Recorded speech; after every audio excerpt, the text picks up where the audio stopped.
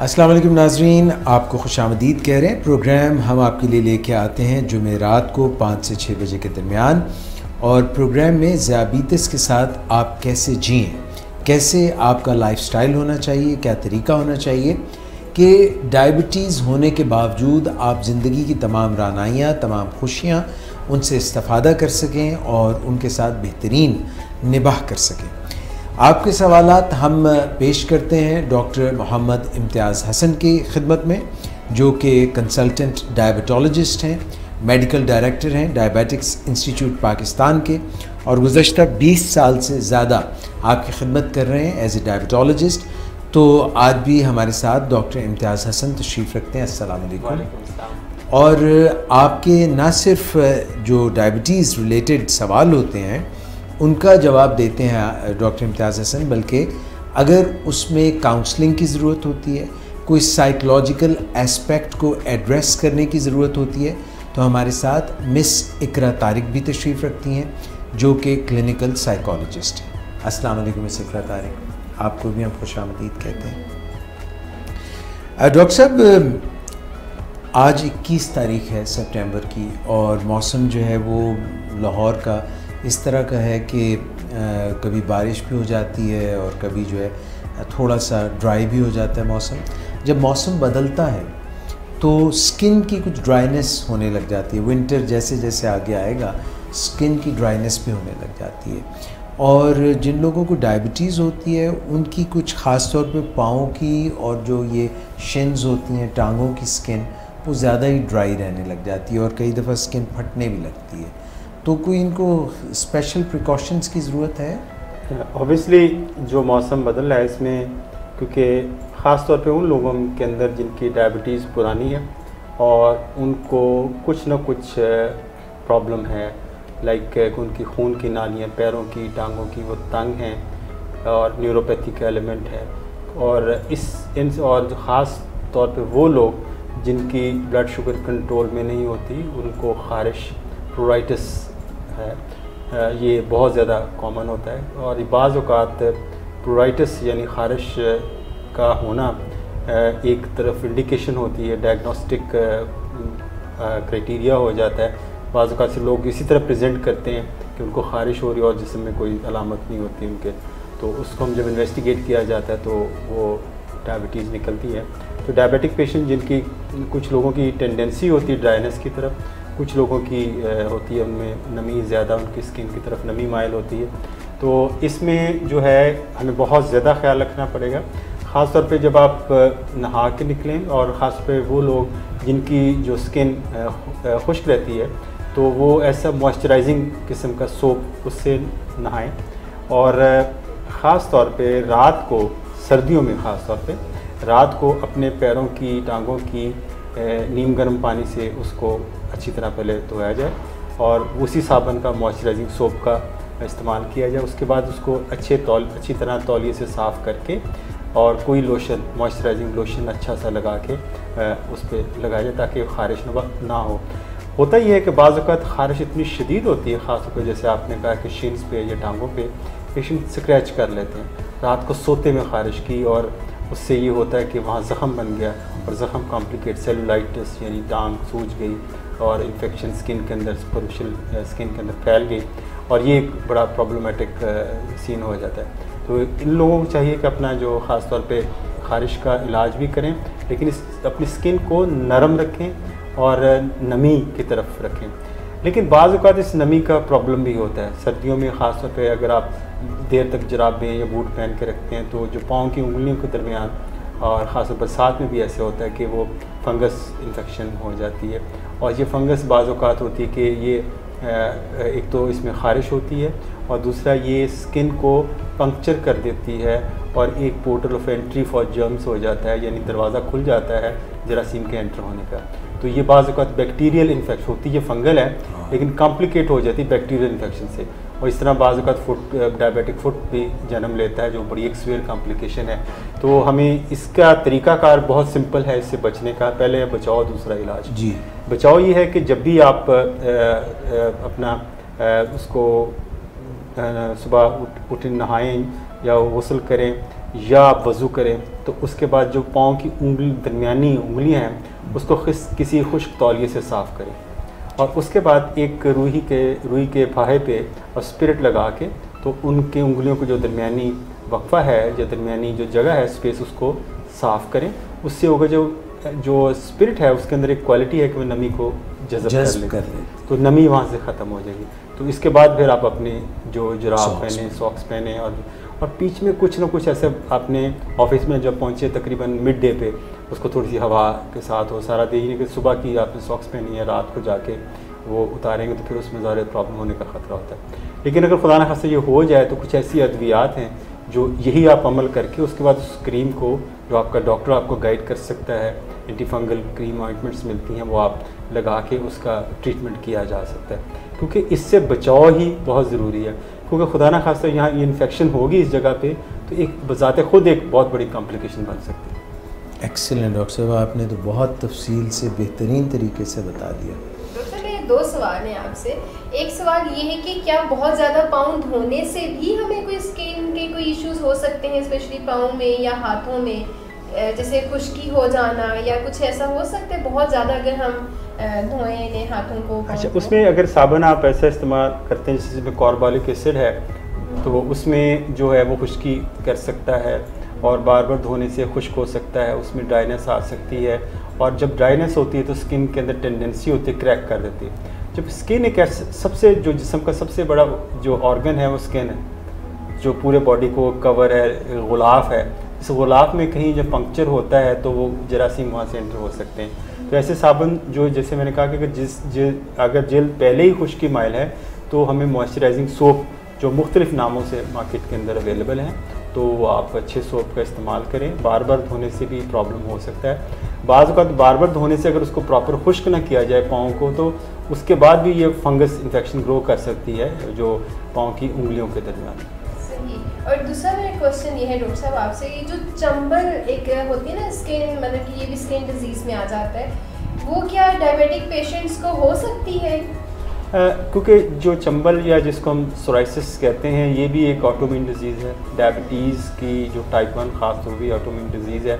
बाज़ औक़ात autoimmune disease इकट्ठी हो सकती हैं, लेकिन ये ज़रूरी नहीं है कि जो डायबिटिक है उसको चंबल ही हो या चंबल वाले को डायबिटीज़ हो, यानी दोनों हो सकता हो भी सकते हैं और नहीं भी हो सकते। तो चंबल जो है उससे भी बचें और चप्पल ज़रूर पहनें, क्योंकि जो लोग नंगे पाँव फिरते हैं और इस चक्कर में होते हैं कि हम जो है सब्ज़ घास पे नंगे पाँव फिरेंगे कि जहन को तरावट होगी तो खुदा न खास्ता अगर कोई कीड़ा काट जाए या कोई चीज़ चुभ जाए तो बड़ा मसला हो सकता है। डॉक्टर साहब आपकी खिदमत में इससे पहले कि मैं, क्योंकि अब मिस ने 2 सवाल किए थे तो एक मैं भी करूँगा। ये जो टूथपेस्ट है, हम सब लोग जो टूथपेस्ट इस्तेमाल करते हैं, मिसवाक भी कर सकते हैं, हम लोग दांत भी ब्रश कर सकते हैं, ज़रा ये बताइए कि जिन लोगों को डायबिटीज़ होती है उनको मिसवाक इस्तेमाल कर सकते हैं, कोई ख़ास टूथब्रश इस्तेमाल करें, कितनी दफ़ा टूथब्रश करें, और कोई टूथपेस्ट ख़ास किस्म की, जिस तरह होता है ना फ़लाँ शख्स के गला ख़राब हो गया तो डॉक्टर साहब मुझे कोई दवाई दे दें, मगर ऐसी हो जो मीठी ना हो, ऐसी दवाई कोई दे दें गले के लिए, खांसी के लिए। तो कोई टूथपेस्ट भी ऐसी होती है जो शुगर के मरीज़ों के लिए? देखिए, टूथपेस्ट ऐसी नहीं होती, उसमें बहरहाल पहले मैं थोड़ी सी इसमें गुजारिश कर दूँ कि डायबिटिक पेशेंट के अंदर उनके अंदर एक बहुत बड़ा इम्पॉर्टेंट जो काम उनको जो करना चाहिए, जो आमतौर पर नज़रअंदाज किया जाता है, वो दांतों की हिफाजत है। बहुत सारे जो पेशेंट हैं वो डायबिटीज़ जब उनकी अनकंट्रोल होती है तो उनको मसूड़ों की बीमारी होती है, मसूड़ों के साथ इन्फेक्शन भी होती है और साथ दूसरे प्रॉब्लम्स भी होते हैं, दांत उनके झड़ जाते हैं कई शदीद। उनको अपने दांतों की सफाई का बहुत ज़्यादा ख्याल रखना चाहिए और एनुअल डेंटल एग्जामिनेशन में रिकमेंड करते हैं। जैसे हम आँखों का कहते हैं, आँखों का पर्दे का भी मुआयना करें, हम डेंटल एग्जामिनेशन को भी प्रमोट करते हैं कि उसको भी लाजमी तौर पर उसको भी किया जाए। अरे इसमें जो है कि टूथपेस्ट के बारे में सवाल आता है कि जी वो टूथपेस्ट आमतौर पर मीठी होती है, सारी तकरीबन मीठी उसका टेस्ट होता है। कुछ होती हैं जो नमकीन होती हैं, जो आपके अंदर जिसके अंदर दूसरा सोडा बाइकार्ब वगैरह यूज़ किया जाता है। तो जो मीठी टूथपेस्ट हैं बज़ाहिर उससे शुगर लेवल तो आपका डिस्टर्ब न होने के चांसेस नहीं है। कौन से खा लेते? वो कौन से वो खाने, बच्चा अगर हो तो वो छोटा सा वो खा लें, लेकिन मेरे ख्याल से नॉर्मल आदमी टूथपेस्ट को नहीं खाता। अगर उसका टेस्ट पता नहीं अच्छा हो तो शायद कोई खा लेता हो तो लेकिन आमतौर पे जो वो है उसके इसका सवाल पैदा नहीं होता, ना ये कोई बक्कल म्यूकोजा से आपकी इसकी कोई एब्जॉर्प्शन को सिग्निफिकेंट होगी, अगर होगी किसी फ़र्ज़ भी कर लिया जाए तो इसको आप बिला झिझक बिला दरेग आप इस्तेमाल करें। टूथपेस्ट अपने दांतों को ब्रश करें, खाने से पहले करें, खाने के बाद लाजमी तौर पे करें और रात सोने से पहले लाजमी करें, और साल में 1 मरतबा डेंटल सर्जन से अपने दांतों का मुआयना ज़रूर करवाएं। बिल्कुल ठीक हो गया। सब इसी में एक और क्वेश्चन जो मैं भी फिर एक करूँगा सवाल कि ये जो जैसे मैंने अक्सर ऐसे ज़ियाबीतस के मरीज़ देखे हैं जिन्हें ज़ियाबीतस भी है लेकिन साथ ही साथ वो अपनी दांतों की उतनी अच्छी तरीके से हिफाजत नहीं करते तो उनके दांत गिरना शुरू हो जाते हैं।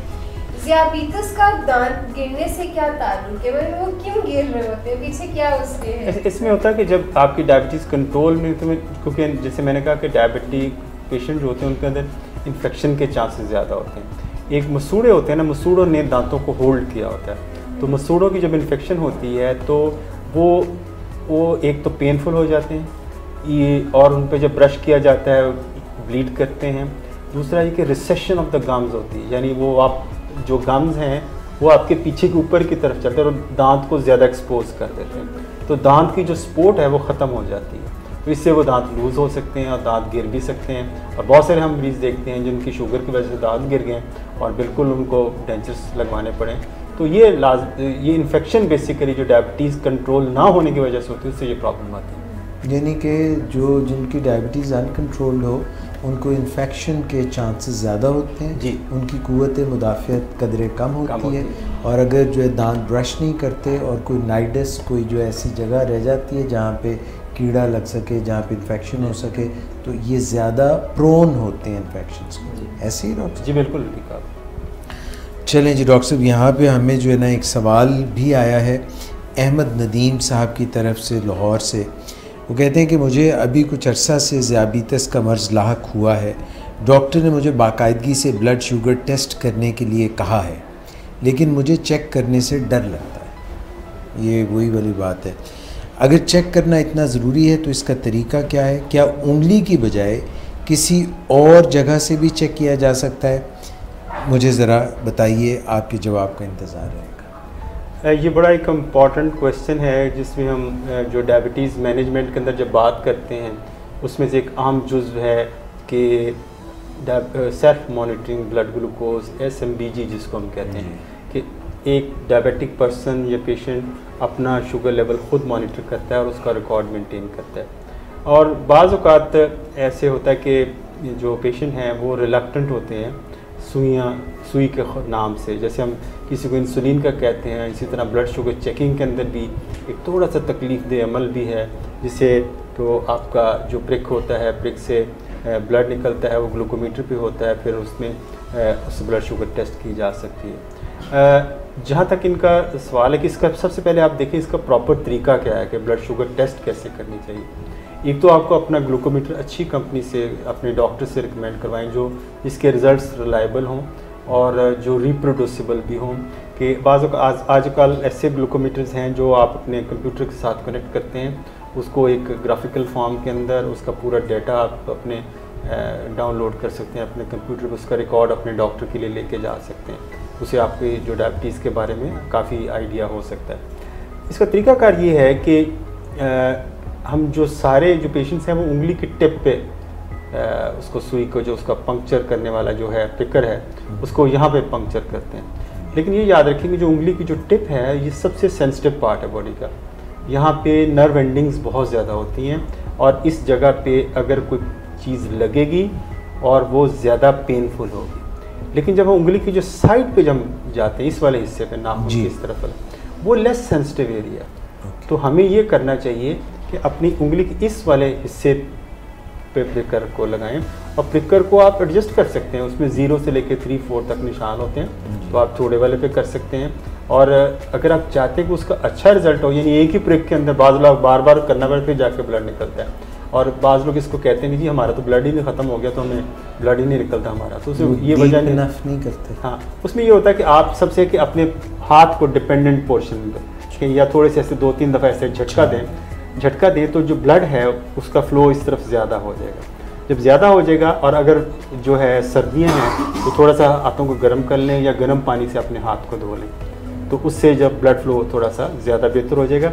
और इसको करके तो इसकी जो साइड है उसको आप प्रिक करें, उसमें एक जो पेनफुल है, वो जो प्रोसीजर पेनफुल है वो इतना पेनफुल नहीं रहेगा, और उसका जो है आप उसको शुगर को बआसानी चेक कर सकते हैं।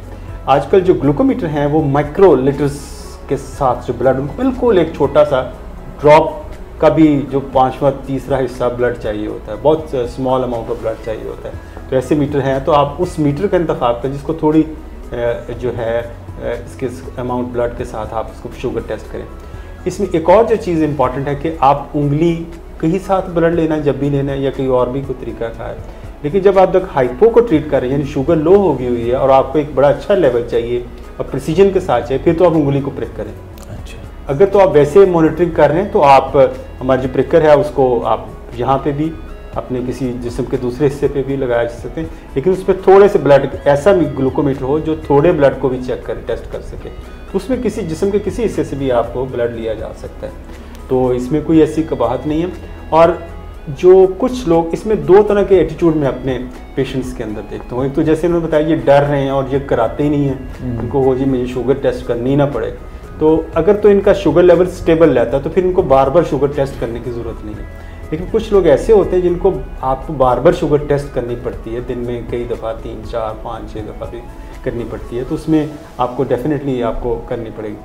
तो उसमें कुछ लोग जो एटीट्यूड है उसमें सिकरा ज़्यादा बता सकती, कुछ तो बिल्कुल उनका केयरलेस एटीट्यूड है, वो करते नहीं है। शुगर टेस्ट करती जी महीने में 2 दफ़ा की थी, या 6 महीने में 1 दफ़ा की थी, या साल में की ही नहीं कभी, हमने कभी की नहीं। कई के पास मीटर ही नहीं होता, वो चेक ही नहीं करते, उनको पता ही नहीं होता कि हमने ये चेक भी करनी है। इसमें और कुछ लोग होते हैं वो हर वक्त ग्लूकोमीटर को गोद में लेके बैठे होते हैं, और जब भी थोड़ा सा भी कुछ होता है वो शुगर टेस्ट करते जाते हैं, और वो शुगर को खुशी और गम का बायस बना लेते हैं। अगर शुगर अच्छी आ गई तो वो ज़रा खुश हो जाते हैं, अगर ख़राब आ गई तो वो ख़राब, उनका मूड ऑफ हो जाता है, वो परेशान हो जाते हैं, उनका नेगेटिविटी उनके अंदर जन्म लेती है।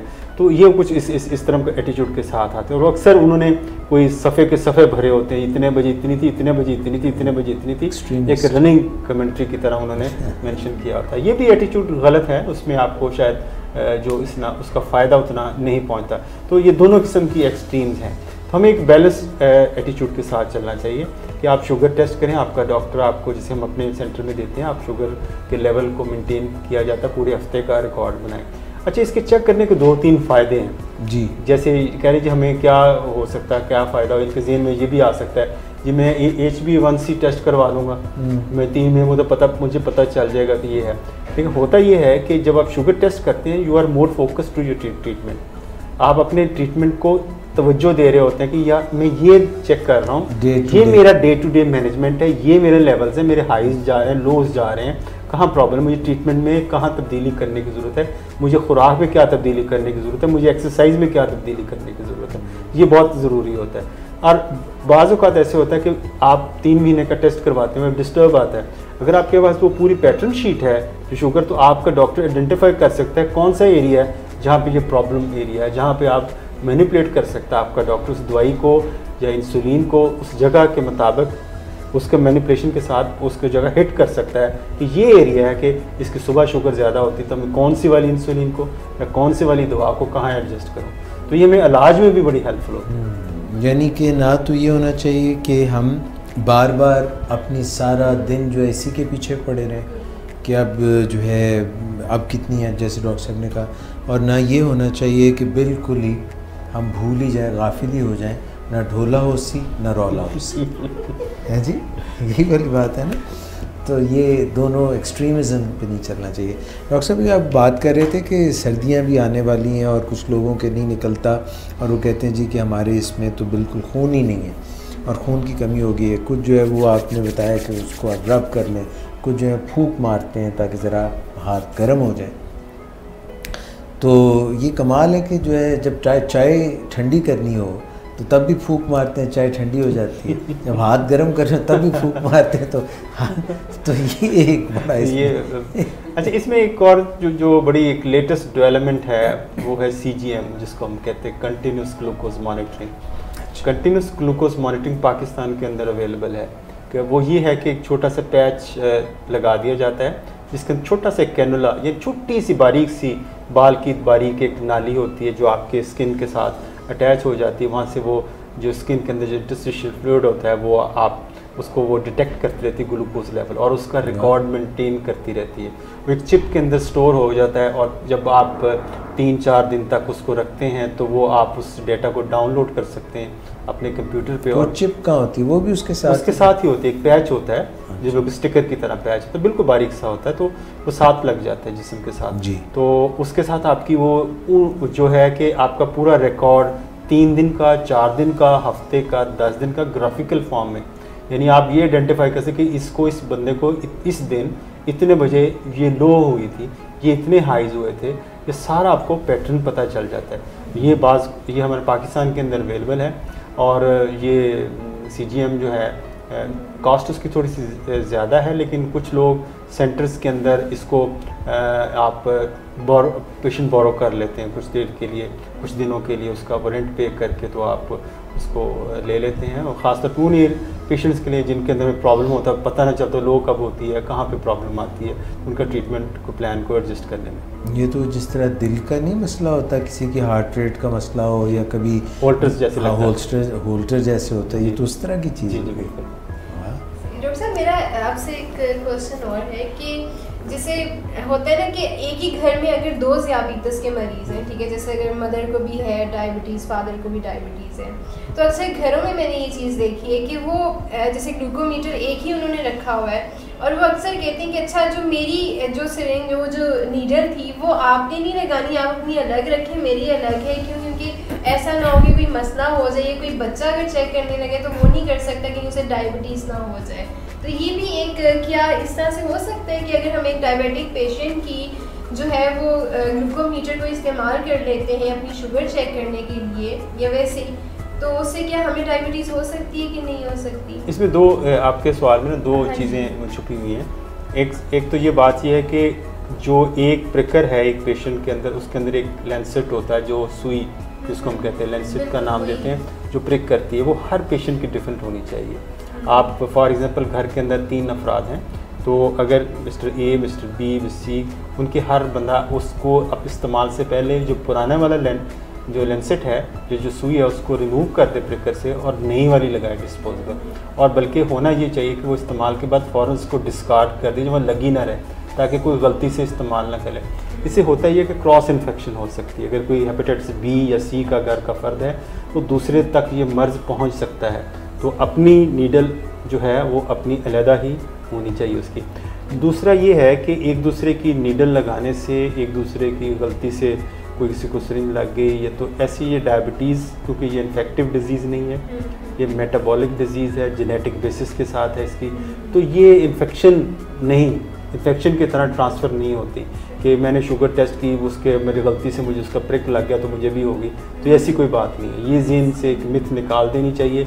तो ये बिल्कुल एक गलत फहमी है, गलत और आम है जो लोगों के अंदर ये फैली हुई है कि हमें एक दूसरे से छूने के साथ, उसके साथ रहने के साथ, उसके बर्तन में खाना खाने के साथ, उसे हाथ मिलाने से तो ये हमें भी ट्रांसफ़र हो जाएगी, तो ये बिल्कुल गलत बात है।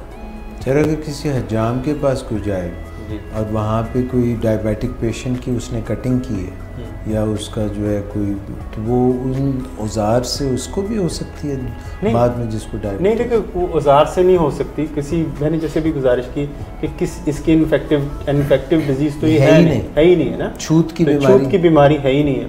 तो आप एक नॉर्मल आदमी अगर उसको भी उसके साथ डायबिटिक पर्सन है, उसके फैमिली मेम्बर उसको नॉर्मल बिहेव करें, एबनॉर्मल बिहेवियर ना दें, क्योंकि जब आप एबनॉर्मली बिहेव करेंगे उसके साथ, अछूत जैसा सलूक करेंगे, तो एक नेगेटिविटी पेशेंट के अंदर आएगी, डिप्रेशन में पेशेंट जा सकता है और उसकी जो मैनेजमेंट है वो ख़राब हो सकती है। लोग उसको एक आइसोलेट कर देंगे, वो उसका जो है मूड है उस पर भी इफ़ेक्ट होगा।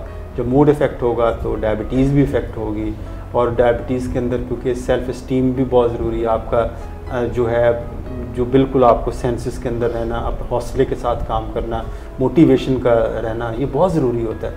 तो ये सारी चीज़ें ख़त्म हो जाती हैं आहिस्ता आहिस्ता। तो अगर पेशेंट के साथ छूत का सलूक किया जाए तो छूत का सलूक नहीं करना चाहिए, क्योंकि कुछ लोग अपनी लाइल्मी में कहूँगा इसको, तो उसमें इससे अपने पर्सन से, उन जो डायबिटिक पर्सन है घर का फ़र्द है उसके साथ नॉर्मल बिहेव किया जाए।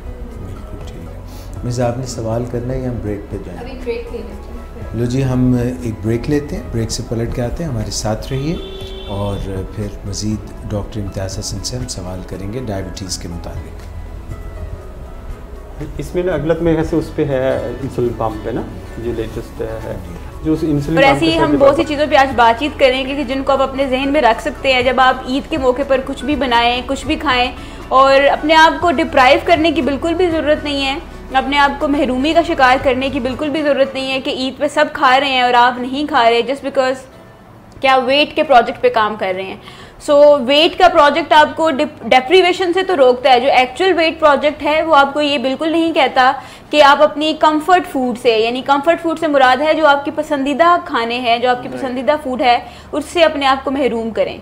जो लोग अपने आप को कंफर्ट फूड से महरूम रखते हैं वो अल्टीमेटली ऐसे किसी भी फेस्टिव ओकेजन पे आकर मैंने देखा है उनको कि वो बड़ी आसानी से स्लिप हो जाते हैं। पूरा 1 महीना, 2 महीने, हफ्ता, 10 दिन, ये 6 महीने वो काफ़ी ज़्यादा इस प्रोजेक्ट पे काम करते हैं। एंड देन फिर अल्टीमेटली जो ईद का दिन होता है उस दिन वो कहते हैं अच्छा आज तो हम जो है वो खाएंगे, और वो जो एक दिन का खाना होता है उससे काफ़ी ज़्यादा फिर उन्हें आगे चल के डिस्टर्बेंस होती है, क्योंकि मेटाबॉलिज्म वैसा जो है वो आदी नहीं होता, स्टमक डिस्टर्ब हो जाता है, बैली जो है वो चूँकि स्टमक आपका श्रिंक हो चुका होता है, सो उसके लिए काफ़ी मुश्किल हो जाता है उन फैट्स को जो है डील करना। जो नाख्वानदा और गरीब तबका है उसमें डोमेस्टिक वायलेंस कम है। हाँ, और जो ऊंचा तबका है, अमीर तबका है, एलीट क्लास है, जो बहुत पढ़े लिखे लोग हैं और बहुत रिच लोग हैं, उनमें डोमेस्टिक वायलेंस बहुत ज़्यादा है।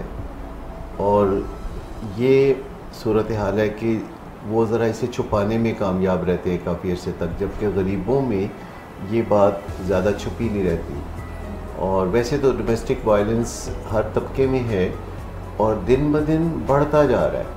दुनिया भर में जहाँ तहज़ीब व तमद्दन बेहतर हो रहा है और हम तवक्को करते हैं कि ऐसी चीज़ें दुनिया में कम होंगी जी, और यूनाइटेड नेशन इस पे बहुत काम कर रहा है पिछले कोई 70 साल से, लेकिन कुछ ऐसी क़ुव्वतें हैं, कुछ ऐसी पुरअसरार क़ुव्वतें हैं जो कि डोमेस्टिक वायलेंस को बढ़ाने का बायस बन रही है। आज हम फोकस करेंगे किस तरह पेरेंट्स मोटिवेट कर सकते हैं यंगस्टर्स को, अपने चिल्ड्रंस को, कि वो एग्जीक्यूटिव स्किल्स सीखें और सीखने की तरफ आएँ। तो मोटिवेशन का आज हमारा टॉपिक है, पेरेंट्स कैसे मोटिवेट करें अपने टीनेजर्स को। बेसिक टॉपिक तो हमारा ये है कि कैसे पेरेंट्स मोटिवेट कर सकते हैं। कुछ ऐसी गाइडलाइंस हम डिस्कस करेंगे, क्योंकि बहुत सारे बच्चे नहीं चाहते, मतलब उनको तो उनके पॉइंट ऑफ व्यू से लाइफ बिल्कुल ठीक जा रही होती है ना, कि अगर वो ज़रा फास्ट ड्राइविंग कर रहे हैं और रिस्क को असेस नहीं कर रहे, और अगर उनका टाइम मैनेजमेंट पुअर है, सो उनको सम टाइम बच्चों को ये नहीं भी प्रॉब्लम समझ रहे होते कि ये प्रॉब्लम है, पेरेंट्स ज़रूर समझ रहे होते हैं। तो आज के प्रोग्राम में ख़ास करके हम ये डिस्कस करेंगे कि ऐसे बच्चों के साथ कैसे पेरेंट्स जो है वो काम कर सकते हैं।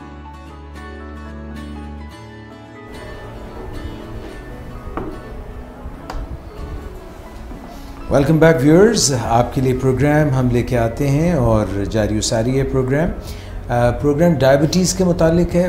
डायबिटीज़ के मुख्तलिफ़ फैसेट्स पर जो भी कभी ज़्यादा टेक्निकल, कभी बहुत आम फहम, ये सब बातें हम पूछते हैं डॉक्टर मोहम्मद इम्तियाज़ हसन से, जो कि डायबिटोलॉजिस्ट हैं और अरसा 2 दहाइयों से इसी फील्ड में अपने पेशेंट्स की खिदमत कर रहे हैं, चाहे वो टाइप 1 डायबिटिक्स हों, चाहे टाइप 2 डायबिटिक्स हों। और फिर उनको ये भी बताते हैं कि किस तरह से कॉम्प्लिकेशंस सेट इन हो सकती हैं और तदारक कर लिए जाए, वक्त से पहले ही उन चीज़ का सदेबाब कर लिया जाए, ताकि ऐसी सतह पर डायबिटीज़ ना पहुँचे जहाँ पे प्रॉब्लम्स हों।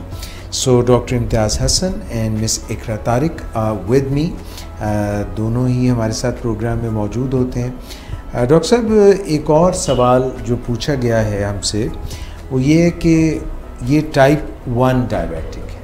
आज फिर से एक दफ़ा फिर आप प्रोग्राम में बताइएगा तखसीस क्या है, फ़र्क क्या है टाइप 1 और टाइप 2 का। और इन्होंने कहा कि मैं टाइप 1 डायबिटिक हूँ, कुछ लोग इंसुलिन पंप इस्तेमाल करते हैं, मुझसे भी मिस इकरा तारिक जो प्रोग्राम से पहले कह रही थी, हम ये डिस्कस कर रहे थे, तो मैं मिस इकरा तारिक को बता रहा था कि ये इंसुलिन पंप भी कोई ऐसी ही चीज़ होगी जैसे पेट्रोल पंप होता है, CNG पंप होता है। तो कोई शख्स जो है जिसको इंसुलिन की ज़रूरत हो वो चला जाता होगा किसी पंप पे और वो जो है उसको, तो आप बेहतर हमें गाइड कर सकते हैं कि ये किस किस्म का पंप है। कुछ लोग इंसुलिन पंप इस्तेमाल करते हैं कि पाकिस्तान में दस्तयाब है, ये सवाल है इनका, और ये काम कैसे करता है इसके बारे में कुछ मालूमात दें। ये खालिद अब्दुल्ला हैं कराची से। ये इंसुलिन पंप हाल ही में गुज़श्ता 1-2 साल से पाकिस्तान के अंदर भी आया, दुनिया में तो ये काफ़ी अरसे से मौजूद था, क्योंकि जो इंसुलिन पंप की जो हैंडलिंग है वो बड़ी इम्पॉर्टेंट है। उसके लिए आपको एक स्पेशल या ख़ुसूसी तरबियत की ज़रूरत है, फिजिशियन को भी और जो पेशेंट है उसको भी तरबियत की ज़रूरत है। लेकिन फॉर्चुनेटली जो कंपनी इसको इंपोर्ट करती है ये वो दोनों चीज़ें आपको मुहैया करती है, डॉक्टर को भी ट्रेनिंग देती है और आपके पेशेंट को भी ट्रेनिंग देती है। जी, ख़ासतौर पे इंसुलिन पंप की जो ज़रूरत हमें पेश आती है वो टाइप 1 के अंदर है। टाइप 1 वो है जो डायबिटिक होते हैं, जिनको एक छोटी उम्र के अंदर डायबिटीज़ हो जाती है और आमतौर पे बड़ी सिम्टोमेटिक होती है, यानी अलामात बड़ी वाज़ेह होती हैं। वज़न तेज़ी से गिर रहा होता है, यूरिन कर रहे होते हैं और तेज़ी से वो प्रॉब्लम के अंदर जा रहे, दिनों में घुल जाता है, तो ये एक रोज़े रोशन की तरह होती है। तो इसको हम टाइप 1 का जो इलाज है वो आप जानते हैं कि इंसुलिन ही है। तो ख़ास तौर पे जिन बच्चों के अंदर हम चाह रहे होते हैं कि बड़ा अच्छा कंट्रोल किया जाए, हाइपोज ना हो, क्योंकि जो हाइपोग्लाइसीमिया यानी लो ब्लड शुगर लेवल बार बार होना, बेहोशी होना, ये बच्चे के कोग्निटिव फंक्शन जो ब्रेन के फंक्शन होते हैं वो उसको अफेक्ट कर सकता है, बार बार उसकी ब्रेन डेवलपमेंट के अंदर चैलेंजेस आ सकते हैं लेटर स्टेजेस के अंदर। और उन लोगों के अंदर जिनमें आप जो लोग और वो बच्चे और एडोलेसेंस जो बड़ा fixed kind of lifestyle enjoy करना चाहते हैं, वो खाना पीना भी चाहते हैं, ज़िंदगी को नॉर्मल आदमी की तरह एंजॉय करना चाहते हैं, स्पोर्ट्स खेलना चाहते हैं, किसी गेम में हिस्सा लेना चाहते हैं, जो एक प्रोफेशन के तौर पे किसी भी प्रोफेशन में जाते हैं। मसलन पाकिस्तान के बहुत, मैं नाम नहीं लूँगा, बहुत मशहूर अदाकार हैं और यंग अदाकार हैं, वो टाइप 1 हैं और वो इंसुलिन पंप यूज़ करते हैं और जो है बाकायदा और अपनी बड़ी कामयाब ज़िंदगी उसके साथ बसर कर रहे हैं। तो ये इन लोगों के अंदर हम इंसुलिन पंप बेसिकली वो पंप ऐसा नहीं है कि जैसे आप एक उसका नाम आते आपके जहन में आता कि कोई बहुत बड़ा कोई आला होगा और उसके साथ कुछ बड़े सारे इंस्ट्रूमेंट्स लगे होंगे। एक छोटा सा आला होता है, जितना आप समझ लें हमारा मोबाइल है, इससे भी छोटा आला होता है। इसमें होता है ये कि हम इसके अंदर रिजर्वायर होता है जिसके अंदर इंसुलिन हम भर देते हैं, जिसमें एनालॉग शॉर्ट एक्टिंग इंसुलिन भरी जा सकती है, वो हम लगा के उसको अटैच करते हैं जिल्द के साथ। तो जो वो कंटिन्यूसली अपनी, ताकि वो सप्लाई उस रिजर्वायर से निकल के इंसुलिन उसको लगती है कि बार बार हम सिरिंज के ज़रिए प्रिक करते जाएं या पेन के ज़रिए प्रिक करते जाएं तो इसको कंटिन्यूस सप्लाई मिलती जाए। तो इसमें 2 किस्म की इंसुलिन, 2 तरीके से हम इसको बॉडी के अंदर डिलीवर करें। एक तो बेसल रेट, यानी इस वक्त जैसे अगर हम बैठे हैं, हम खाना नहीं खा रहे, तो हमारे अंदर कुछ ना कुछ इंसुलिन बन रही होती नॉर्मली। तो हम अगर कोई पेशेंट जिसको इंसुलिन पंप लगा है तो थोड़े से यूनिट, 2-3 यूनिट बेसल रेट के तौर पर उसको एडजस्ट कर दीजिए ताकि इस लेवल को कंट्रोल करे। लेकिन जो ही वो पेशेंट खाना खाएगा उसका शुगर लेवल बढ़ेगा तो आपको ज़्यादा यूनिट इंसुलिन की ज़रूरत पेश आएगी। तो आप उसकी अपने शुगर टेस्ट करेंगे और वो आपको लेवल बताएगा क्या, और उसको एक स्पेशल ट्रेनिंग दी जाती है जो भी कभी हम किसी प्रोग्राम में बात करेंगे कार्ब काउंटिंग की, यानी वो अपना खाना सामने देख के अंदाज़ा लगा लेता है कि मुझे इस खाने को कवर करने के लिए 10 यूनिट की ज़रूरत है और इस वक्त शुगर मेरी ये है। तो उसकी जो कैलकुलेशन के हिसाब से वो उतने ही यूनिट उसमें एडजस्ट कर देगा। तो आपका जो पंप है या जो ट्रांसमीटर है जो उसको वो उतने ही यूनिट्स उसको डिलीवर कर देगा जितने उस खाने के लिए चाहिए होंगे। तो इस तरह उसकी फ्लेक्सिबिलिटी है, उसको बार बार प्रिक नहीं करना पड़ता। तो खाने की मिकदार को एग्जैक्टली कैलकुलेट करके तो वो उसको आप इंसुलिन बोलस, इसको कहते हैं बोलस रेट। तो 2 किस्म के रेट चल रहे होते हैं, कि बेसल रेट चल रहा होता है, एक बोलस रेट चल रहा होता है। तो ये दोनों आप यूज़ कर सकते हैं। अच्छा, इसमें जो एक है कि इसके साथ हम जो अटैच करते हैं बाज़ औक़ात हमें ये नहीं पता चलता, जैसे भी मैंने बात की CGM, तो कई दफ़ा यही जो CGM है, जो कंटिन्यूस ग्लूकोज मॉनिटरिंग सिस्टम, इसकी भी हेल्प ली जाती है आपके इंसुलिन पंप की फंक्शनिंग के साथ। इसको दोनों के एक्शन देखने के बाद कि यहाँ लोज हैं, यहाँ हाइज हैं, तो अब उसके साथ उसकी डोज को एडजस्ट किया जाता है। प्रॉब्लम इसके साथ कुछ है ज़ाहिर है, एक तो कि आपको एक खसूसी तरबियत की ज़रूरत है। तो मैं तो इसको जब मैंने इसकी जब ट्रेनिंग ली कोई 2 साल पहले, तो मैंने तो उसको अज़राए मजाक कहा, मैंने ये तो काका पालने वाली बात है कि आप ये बच्चा आपने पालने हैं तो ज़ाहिर जितनी निगहदाश्त उसकी चाहिए होती है बच्चे की, तो उसकी भी इतनी चाहिए। लेकिन मेरा ख्याल है कि प्रैक्टिस के साथ जब आप इसको साथ लेके चलते हैं तो वो फिर इसको आपका काम आसान होता जाता है, आप इसको सीख जाते हैं और बड़ी ज़िंदगी को एंजॉय कर सकते हैं, बड़े तरीके से चल सकते हैं। इसमें प्रॉब्लम ये होता है कि तो तरबियत का मैंने बताया कि you need special training for it, even your physician should know that you are on it and the physician should know how to operate it and how to handle it. तो ये चीज़ें होनी चाहिए। दूसरा ये चीज़ें हैं कि इसकी कॉस्ट आज कुछ अर्सा पहले जो थी 4 से 5 हज़ार डॉलर US डॉलर के से इसकी थी। ये तो आप अगर ख़रीद लेते हैं, साथ CGM की कॉस्ट जो ग्लूकोज मॉनिटरिंग उसके स्पेटस की इसकी भी कॉस्ट है, फिर इसकी रनिंग एक्सपेंसेस, इसके जो कुछ कैनुलास जो ट्यूबिंग सिस्टम है उसकी भी कॉस्ट आती है। तो वो ज़ाहिर है कि एक अपने तौर पे एक, लेकिन जो लोग अफोर्ड कर सकते हैं, यंग बच्चे बच्चियाँ या यंग मैन जो अपनी ज़िंदगी के अंदर अपना प्रोफेशनल लाइफ गुजारना चाहते हैं, भरपूर लाइफ गुजारना चाहते हैं, आउटडोर हो या इनडोर हो, तो उनके लिए एक बड़ी अच्छी चॉइस है। और ये है कि मेरे ख्याल से इसके अंदर हाइपोज या लोज भी आप कंट्रोल कर सकते हैं। कुछ ऐसे हैं जिनके अंदर आप अलार्म फिट है कि अगर आपका sugar continuous glucose monitoring system आजकल ऐसे आ रहे हैं कि जो आपके अलार्म सेट कर दिया जाता है कि जो बच्चा सो रहा है दूसरे कमरे में सो रहा है और पेरेंट उसका शुगर लेवल सोते में नीचे जाना शुरू हुआ है, तो आपको वो अलर्ट कर देगा, आपके पेरेंट को अलर्ट कर देगा कि इसका शुगर नीचे जा रहा है, तो इसको थोड़ा सा सद्देबाप करें। ये भी एक टेक्नोलॉजी में आ रहा है। एक और टेक्नोलॉजी है कि आप के जो है कि कॉन्टैक्ट लेंस के अंदर कुछ ऐसे सेंसर है, वो आपके ब्लड ग्लूकोज को मॉनिटर कर सकते हैं। तीसरी जो आ रही है कि आप गाड़ी चला रहे हैं तो गाड़ी के जो स्टीयरिंग है उसके अंदर सेंसर लगे हैं जो आपके हाथ से आपको ब्लड शुगर मॉनिटर करके आपकी स्क्रीन पे जैसे आपको मैप है उसकी तरह आपको फिगर्स दे सकते हैं। तो ये सारी नई नई इनोवेशंस डायबिटीज़ मैनेजमेंट के अंदर आ रही है। जो है इसमें अगर कोई मेरा ख्याल से टाइप 1 के अंदर इसका बहुत अच्छा रोल है। जो लोग बड़ा टाइट अच्छा कंट्रोल चाहते हैं और अच्छी ज़िंदगी को एंजॉय कर सकते हैं और अफोर्डेबिलिटी है, तो ये इनको लेना चाहिए। हमारे मुल्क में प्रॉब्लम इसलिए कि यहाँ हेल्थ इंश्योरेंस का सिस्टम नहीं है, क्योंकि अगर आप दूसरे मगरबी ममालिक से जो मुवाजना करते हैं तो महंगा वहीं भी है, लेकिन वहाँ इंश्योरेंस कंपनियाँ इसका बोझ बर्दाश्त कर लेते हैं। अगर आप डॉक्टर को प्रिस्क्राइब करता है या को पे के ज़रिए या आप जो है फुली उसकी जो कॉस्ट है उसको पेयर कर लिया जाता है, तो इसलिए वहाँ कॉस्ट इतना इशू नहीं होता क्योंकि वो इंश्योरेंस के अंडर आ रहा होता है। तो हमारे मुल्क में नहीं है, इसलिए हमें इंडिविजुअल कॉस्ट इसमें काफ़ी भारी लगती है। अच्छा डॉक्टर साहब, मेरा एक क्वेश्चन है कि जो इंसुलिन पंप है ये कहाँ पे लगाया जाता है, बॉडी के किस हिस्से पे?